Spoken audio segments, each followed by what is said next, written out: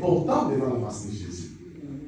Donc, toi, si Jésus-Christ aura besoin de toi, c'est que tu seras important devant sa face. Être important devant la face de Dieu, ce n'est pas quelque chose de facile. Ce n'est pas tout le monde qui est important devant la face de Dieu. Imaginez, Dieu a fait sortir Israël. Il a exterminé toute une nation à cause de la nation que lui a choisie, qui était importante pour lui. Les Amoréens, les Thiers, les Phéréziens, les Jébusiens, les Cananéens.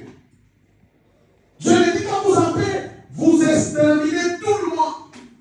Parce que vous êtes important devant ma face. Bien aimé. Bonjour, ça a l'importance, c'est pour ça. Les gens ne savent pas que non, ils sont importants devant la face de Dieu. Dieu a un besoin. Le besoin de Dieu, c'est entrer en toi. C'est ça le besoin de Dieu. Si tu veux que Dieu te trouve important, toi tu dois trouver d'abord toi-même le besoin que Jésus-Christ puisse être dans ton cœur. Parce que la mission principale que Jésus avait pour libérer cet anneau, pour détacher cet anneau, c'est monter sur cet anneau. Ça veut dire que Jésus va entrer dans cet anneau. Jésus va monter sur cet anneau-là. Autrement dit, Jésus peut entrer dans ton cœur. La mission principale de l'importance de Dieu pour toi, c'est que Jésus puisse occuper ton cœur. Que Jésus-Christ puisse entrer dans ton cœur. Et pour que Jésus entre dans ton cœur, Jésus est la parole. C'est-à-dire qu'il faut que toi, tu trouves les besoins de la parole de Dieu. Quand tu crois à la parole de Dieu, c'est Jésus qui va entrer en toi et qui va habiter en toi. Le problème avec nous, c'est quoi? Nous écoutons plus la parole de Dieu, mais nous ne la respectons pas. Nous n'acceptons pas cette parole. Il y a la différence entre écouter la parole de Dieu et accepter la parole de Dieu. Beaucoup de gens écoutent la parole de Dieu, mais ils n'acceptent pas la parole de Dieu. Celui qui accepte la parole de Dieu, je peux donner un exemple. Par exemple, nous avons maman ici. Maman, est-ce que tu peux t'aider ça? C'est qu'il a accepté. Alors, si je dis, maman, est-ce que tu peux toucher ça? Et ne touche pas, par exemple. Est-ce que tu peux le toucher? Ne touche pas. Est-ce que tu peux le toucher? Ne touche pas. Est-ce que tu peux le toucher? Non. Ne touche pas. Est-ce que tu peux le toucher? C'est qu'elle a écouté, mais elle n'acceptait pas. C'est comme ça avec la parole de Dieu. Nous écoutons la parole de Dieu, mais nous n'acceptons pas cette parole. Tout celui qui accepte la parole de Dieu, il croit en lui, il exécute la parole de Dieu dans sa vie. Écoutez bien aimés, la parole de Dieu, elle est vivante.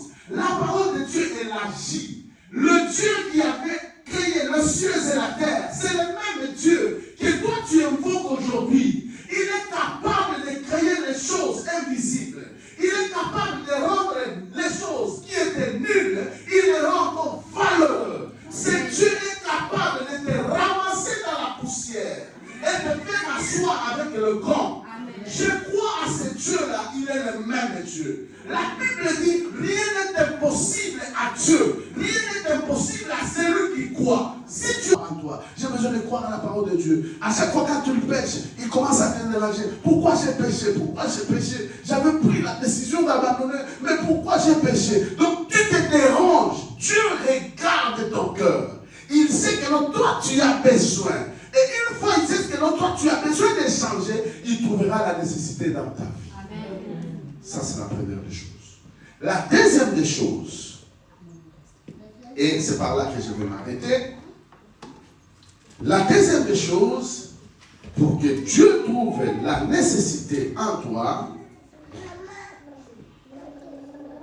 c'est aussi avoir le courage de témoigner Jésus. Témoigner Jésus, c'est quoi? Témoigner Jésus, c'est prendre l'évangile de Jésus-Christ, l'accepter et la laisser se manifester à nous. Le problème, les gens pensent que non, témoigner Jésus, il suffit tout simplement de prendre le micro, comme le pasteur Fabien, il suffit tout simplement de sortir dehors, dire Alléluia, Jésus est le roi, Jésus est Seigneur. Non, ce n'est pas ça. Le problème, c'est témoigner Jésus par l'évangile que tu as reçu. C'est pourquoi Dieu nous dit dans le livre de Corinthiens, nous sommes les lettres de Dieu. Nous avons été écrits, non avec l'encre, mais avec l'Esprit de Dieu. Or, une lettre, c'est quoi? Une lettre, c'est une pensée qui est exprimée. C'est-à-dire une pensée qui est cachée dans quelqu'un. Maintenant, les autres n'ont pas le droit de voir. Alors, tu as besoin que les autres voient, tu dois écrire cela. Et quand tu écris, tout le monde, quand il va passer, il va lire, bon, c'est comme ça. Donc, l'auteur avait pensé sur ça. C'est pourquoi Dieu nous identifie, nous les chrétiens, comme une lettre qui a été écrite par Dieu lui-même, par sa parole. Quand tu crois à l'évangile de Jésus-Christ, tu es comme une lettre qui est écrite. C'est-à-dire, partout où toi tu passes, quand les gens te regardent, autrefois ils avaient dit, toi tu es pécheur. Mais parce que tu as reçu la parole de Dieu, les gens commencent à dire, Dieu est là, et Dieu existe. Cet homme devient comme ça. Cette femme devient comme ça. Oh, en tout cas, Dieu est là. Et après, demain, il va venir. Mais toi, tu pries où? Non, je prie quelque part là. Alors, moi aussi, je vais venir. Il y a des gens qui nous voient. D'ailleurs, ça, c'est une bonne prédication, plus que même ce que je prêche ici. Ta vie doit manifester la vie de Dieu. Tu es un véritable témoin de Jésus-Christ. Tout celui que Jésus a trouvé la nécessité dans sa vie, il doit avoir une mission à accomplir. Que Dieu bénisse sa parole. Amen. Nous aurons à parler sur ça le dimanche prochain. Que Dieu vous bénisse. Amen. Nous voulons maintenant prier. Je ne sais pas ce que tu as écouté. Je ne sais pas ce que tu comprends. Je ne sais pas ce que tu désires pendant ce moment. Mais je reviens à vous.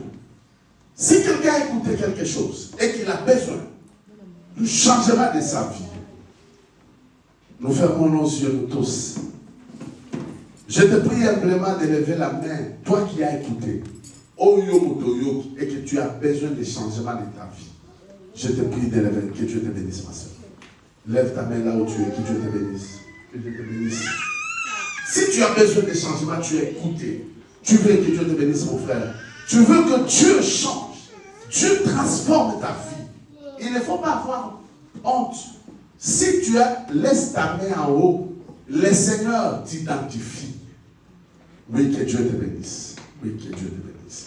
Tu vas prier avec moi. Tu vas prier après moi. Laisse que le ciel s'ouvre pour toi. Tu vas prier après moi. Tout ce que je vais dire, toi, tu vas répéter. Concentre-toi.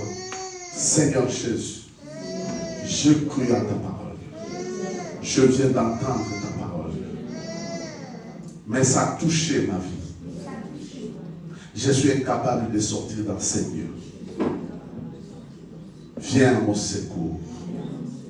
Si tout est possible, je veux que tu me sauves. Sauve-moi au travers de ces lieux. Sauve-moi au travers de ta parole. J'ai besoin d'avoir une nouvelle vie. Au nom de Jésus. Pardonne mes péchés. Ouvre le ciel pour moi. Fais-moi faveur, Seigneur. Au nom de Jésus. Amen. Lève-toi là où tu es, on va prier.